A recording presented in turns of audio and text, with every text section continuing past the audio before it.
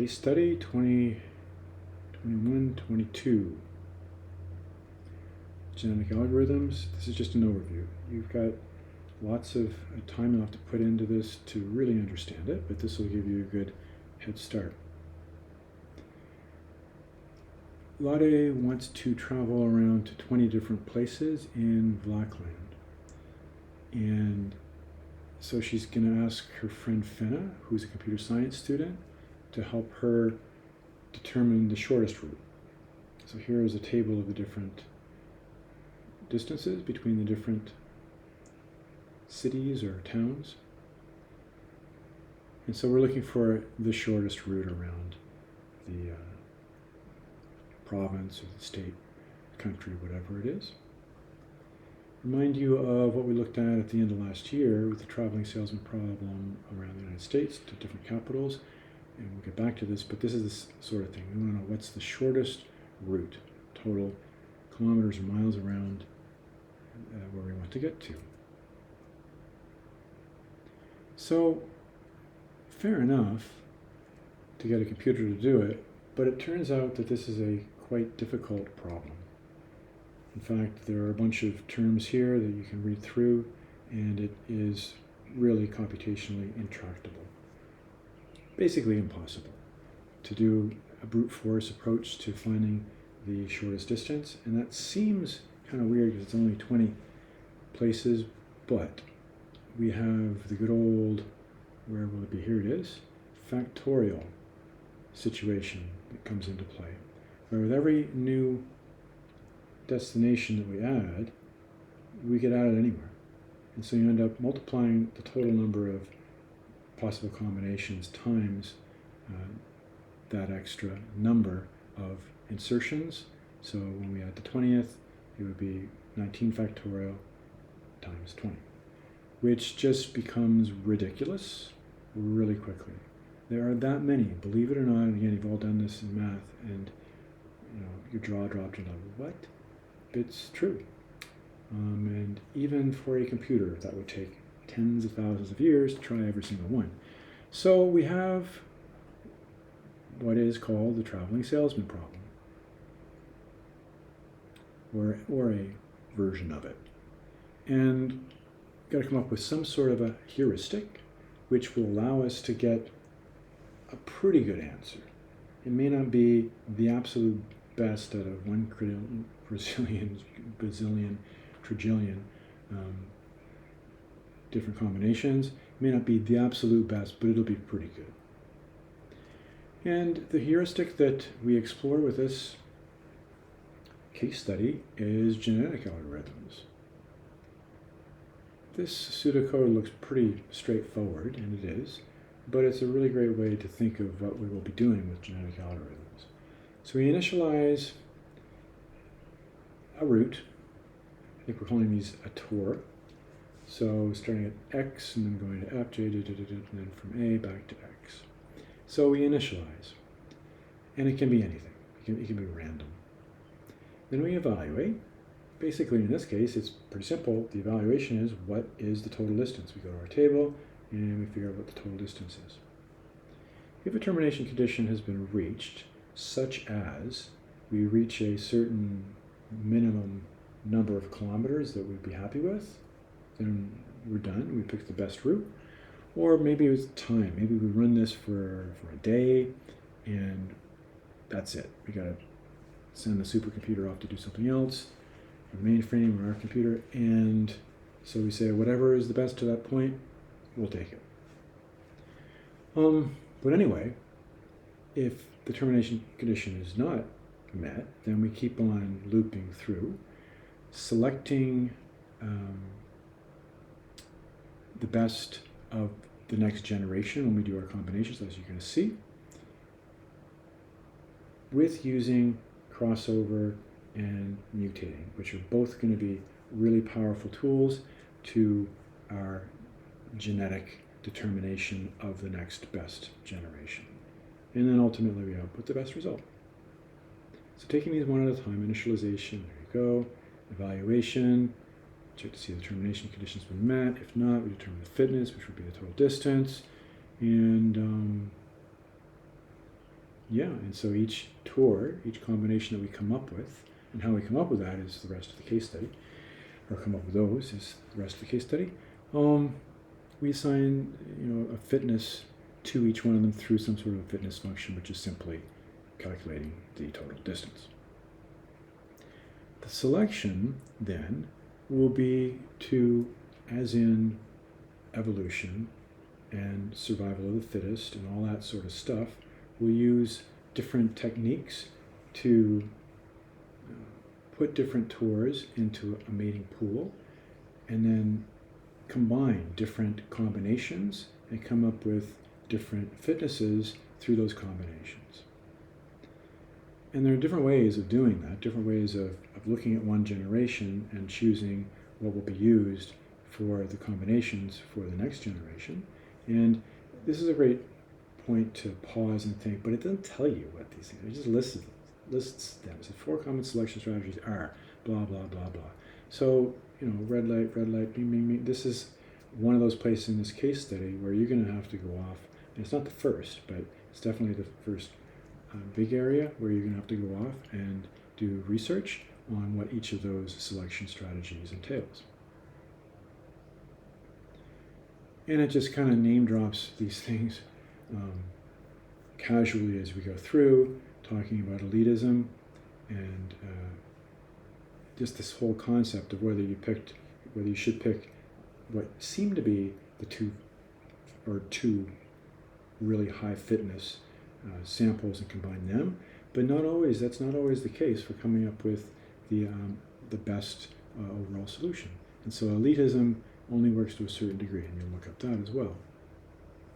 But one of the strategies in evolution, in genetics, is crossover, right? It's taking the one parent, the other parent, and it's mixing and combining the genes to come up with new and novel and better combinations. So we're crossing over. We're crossing over these two fit or not fit. I'm trying to come up with the correct terms here. Parents, right? P1, P2, and combining them. Now, we do have to be careful when having crossover like this, because in this case, where we're going around to these 20 different places, we want to go around to all 20 of them. So we just can't randomly go in and say, all right, we'll take the first half of parent 1 or P1 root, which is, there it is, and we'll take the second half of P2, and we'll combine, because then we're going to miss something. What are we missing? We're missing G and I. We doubled up on A and B. Okay, so it's not so simple. We need to have some sort of a strategy, and this is where it gets quite involved and complicated and interesting. So here are 3 strategies that are going over on the next page for combining two first generation into a second generation, into a next generation that aren't going to, in this case, miss any of the towns or cities that Latte wants to visit. Partially mapped, order crossover, cycle crossover. And I'm not going to take all of these right now. They're difficult. But I'll do my best to talk about one. So here's P1, P2, and they're both valid, right? So what we're going to do is choose a random subsequence, any subsequence. So we're taking from P1, FCA, DH. And then the strategy is to come up with an F1, which is valid, is we take a look at the first of the P1 and we see what else is in its place in P2. Well, if what else is already in from the random subsequence, the F1, then we're not going to pair up J with that because we've already got it over here. So we look to the next one. A, is A already there? And A already is. So look to the next one. G, is G already there? It's not. So what we're going to do is take G and put it in the first place. So J maps to G. Move on to B. B is paired with A is already there. G, we just got it. D, B with D, no, D's already there. B with H, B with C, no. B with E, there's no E here yet. We have a G and no E, so right. With the B goes the E. So the B changes to the E. So we have G, E, all these, and I think the rest are not here, B, J, and I, so they map straightforwardly as they are there. So we'd end up with G, E, the ones that we put there first, and then these three which were as originally there. So this ends up being valid. All of the original that were in combination P1 and P2 are there, but we've scrambled them a little bit. We've mixed them up, but we still have a valid tour. And I think I did an okay job with that, but it takes a 20-minute or more video probably by somebody else to really let that sink in about what we did. Or maybe not. Maybe it is a good enough job. So there are other ways to have this crossover, and they're simply put here. And so the deal with this part of the case study is that, okay, there's nothing wrong, there's nothing incorrect with A, what I just said, or B, what is here, but you got to move your eyes around. You got to follow the mouse a lot. You got to really think about what's going on.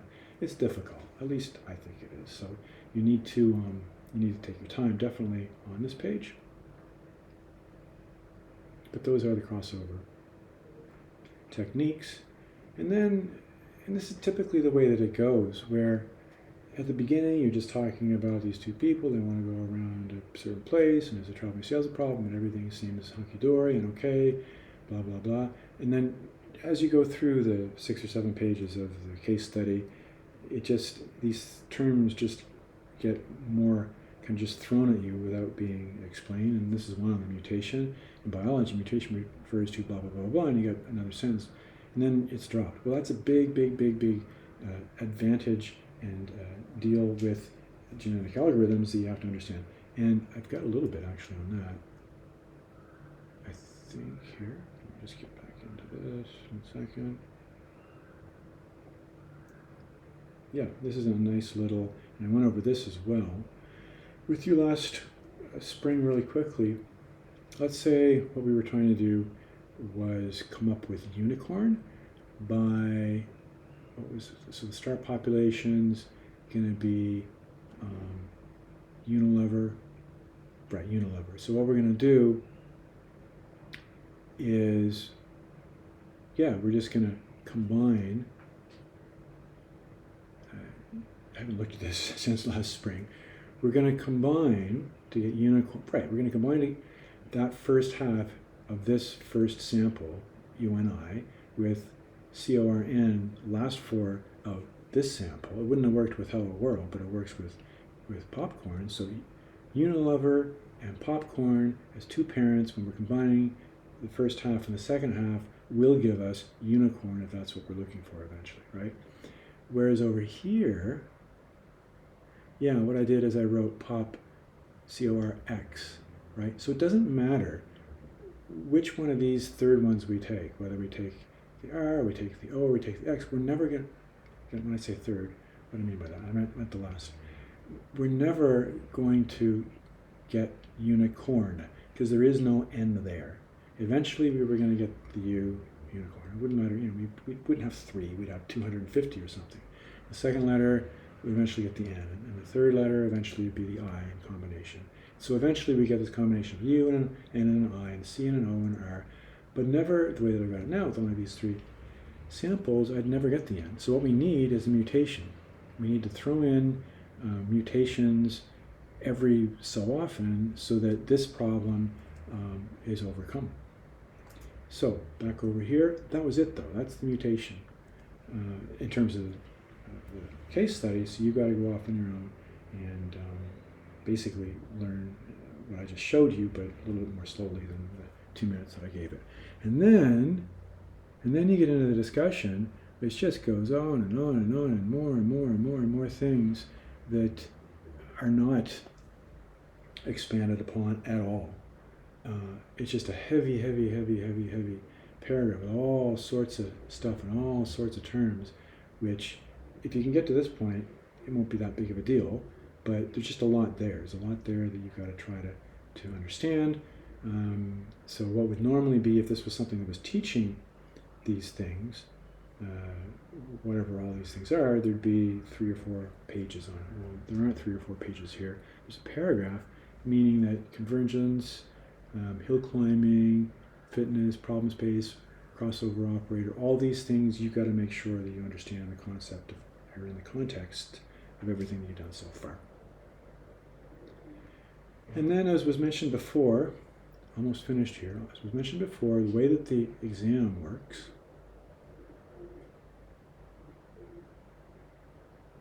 is there are the 4 questions.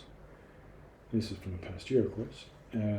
First couple more definition, the second couple a little bit more involved, the third more involved still, and then this 12-mark questions I talked about in the last video, where it will be one of the 4 challenges. Oh,